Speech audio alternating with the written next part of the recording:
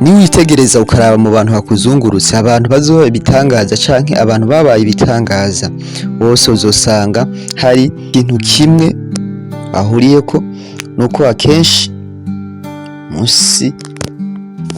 nubwo akenshi mu minsi ya mbere utazigera ubona ko bazoba ibitangaza canke azoba abantu bakomeye, ariko akenshi uzosanga aba bantu mu buzima busanzwe hariho ikintu bahuriyeko, kandi mu minsi iri imbere canke inyuma y'igihe bizogutangaza niwabona wa muntu wabona ko umenga n'umuntu asanzwe abaye umwe mu bakomeye, ugasigara rimwe uvuga turiya turazinanye, cyangwa ugasigara uvuga ati uriya ndamuzi.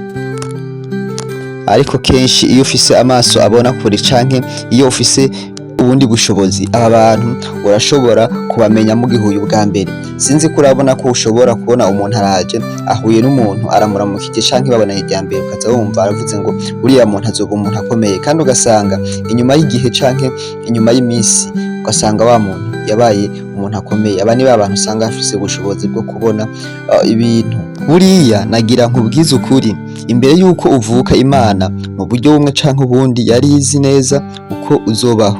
Imbere yuko uvuka rimwe ntuze wibeshe ngo kubera jewe ndi iki canke kubera jewe nkomeye canke kubera ko jewe mfise inkomezi n'inguvu nico catumye mba uyu canke nshika kuri ibintu canke menyekana.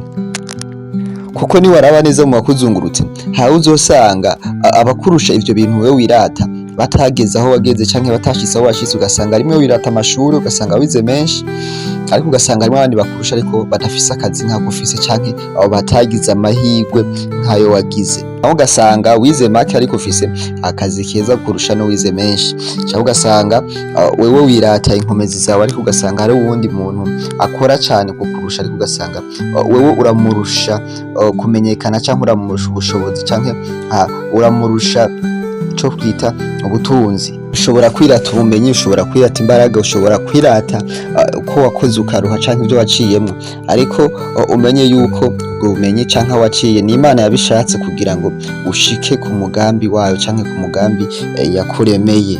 Kandi aho uzoca hose canke ibyo uzocamwo byose canke ibyo uzobamwo byose, buri munsi canke buri gihe umenye yuko hariho impamvu.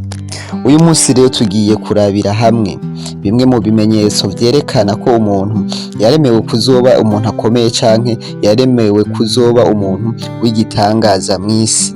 Wasanga mu buzima bwawe uriko uraba mw'ibi bihe canke uriko uraca mw'ibi bihe canke ubaye mw'ubu buzima, uzomenye yuko iki ari ikimenyetso cerekana yuko uzoba igitangaza. Ikaze kuri GFG. Imboni mushasha wisanze hano hantu, kora subscribe kugira ngo tubandanye tujana buri munsi uko bukeye uko bwije, kandi ubikoze ntaco vyogutwara, ntaco wohomba. Nimba ubikoze rero ikaze. Ikintu ca mbere kizokwereka ko wavukiye kuzoba umuntu akomeye w'igitangaza n'igihe uzobona ubuzima bwawe bukomeye, handi ubona ubuzima bwawe bushaririye, ukabona ibintu byose ntibiriko biragenda nk'uko wavyifuza, canke ukabona ibintu byose biriko bigenda nabi, hamwe ushika wibaza ati Imana kubera iki ndiko ndacamwo ibi bintu. Akenshi ni wabona ubuzima bwawe umaze kugerageza gukora ibintu byinshi ariko bigapfa, ibindi bigahomba, ubuzi bakakwirukana, handi ugasaba bakakwima, ariko ukumva muri wewe hariyo ikintu kikubwira ngo ntucike intege, ukumva mu mutima wawe hariyo akandi kantu kumva kubwira ngo gerageza iyindi ncuro, kumva uri wa muntu udacika intege.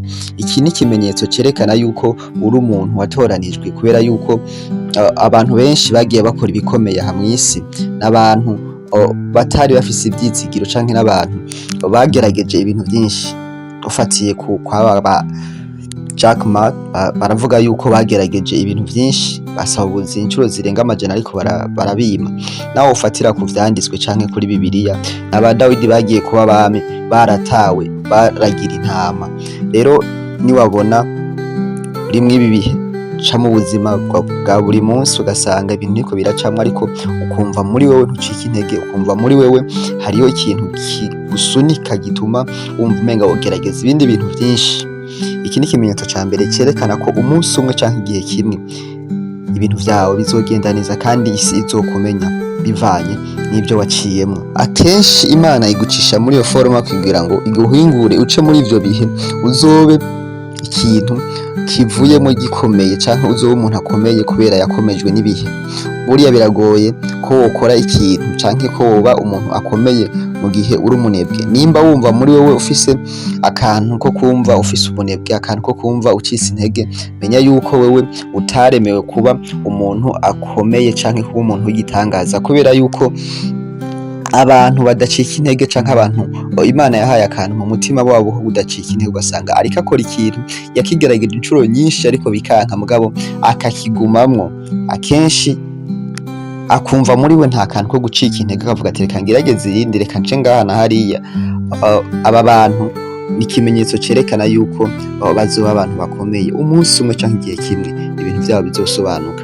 Ikintu ca kabiri kizokwereka yuko waremewe kuzoba umuntu w'igitangaza ni ca gihe buri gihe urota indoto zimeze nk'ubuhanuzi, hahandi urota vya bintu wipfuza gushikako. Nimba washaka kuba umuntu kanaka ukabona nyene buri gihe wamurota nyene urimwo ivyo bihe wabaye uwo muntu, hanyuma rimwe wagenda kubibwira abantu, ukabibwira umuntu ati jewe bimeze uku nuku narose ibi n'ibi n'ibi, akagufata nk'umusazi, akumva umenga ivyo bintu ntibibaho canke izo ndoto ntizibaho. Akuravye canke aravye ubuzima ubayemo akavuga ati wewe ni ibintu ushobora kubishikako, hanyuma ukumva muri wewe nubwo uwo muntu aguciye intege canke nubwo uwo muntu adatahuye indoto zawe, ukumva muri wewe umenga harimwo ukuri, ukumva umenga izo ndoto ari akantu gatuma uzizera.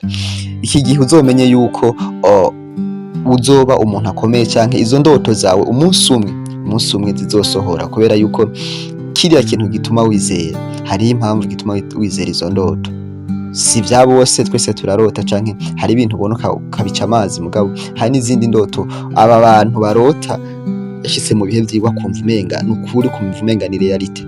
Ikindi kintu kizokwereka yuko waremewe kuba igitangaza nk'ikimenyetso, ni ca gihe wiyumvamwo gukora ibintu abandi bakagufata nk'umusazi canke abandi bagafata nkaho umenga ibintu urimwo ntavyuzi, canke bagagufata nkaho umenga uriko urata umwanya.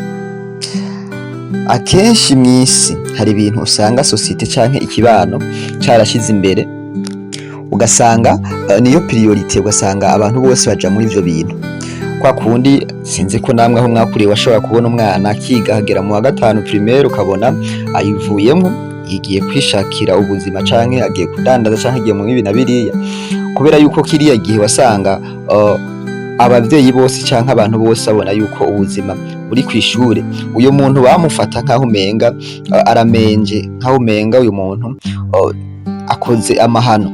Rimwe na rimwe ugasanga harimo n'abantu bariko baramucira imanza bavuga ngo uriya ko ahevye ishure ntaco azovamwo, uriya ko bigenze uko ntaco azovamwo, ariko ugasanga amahitamo yakoze na wene ni ikintu camusunitse kuva mu ayo mashure nawe nyene atazi. Iki ni ikimenyetso cerekana yuko uzoba umuntu akomeye. Ntiyabikoze kubera abanaka bamubwiye ati duhebe ishure, oya, wewe muri we yumva umenga aho ariko ararondera siho.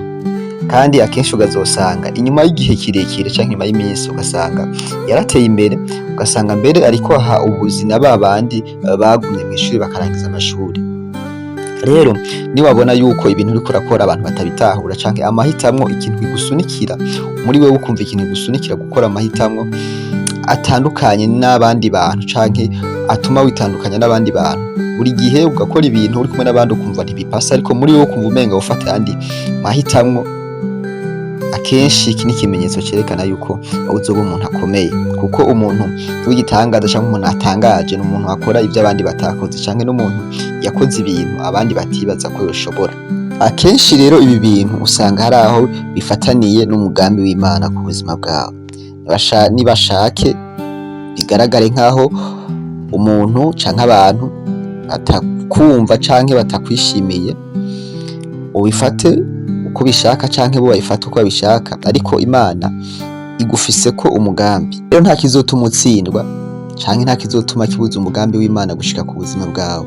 Imana ishobora kugucisha muri ivyo bintu, ariko ntizokwima inguvu zo kubicamwo kugira ngo ubisohoke umeze neza. Kwa kundi ushobora gusanga abantu mwakoze ibintu vyinshi bisa, ariko ugasanga wewe uvuyemwo uri wenyene. Ni ukuvuga ko Imana iba igufiseko umugambi, kandi buri wese kw'isi Imana ifiseko ico yamuremeye. Rero gufata amadecision canke gufata amahitamwo yawe atandukanye n'abandi bantu, haba hariho impamvu canke hari igituma uhisemwo ivyo bintu wewe uhisemwo. Rero ntukaraba abantu ingene bagucira imanza canke ingene batakumva, ariko menya ati jewe naremewe iki, nshoboye iki, muri jewe indani muri jewe numva ijwi ririyo rimbwira iki.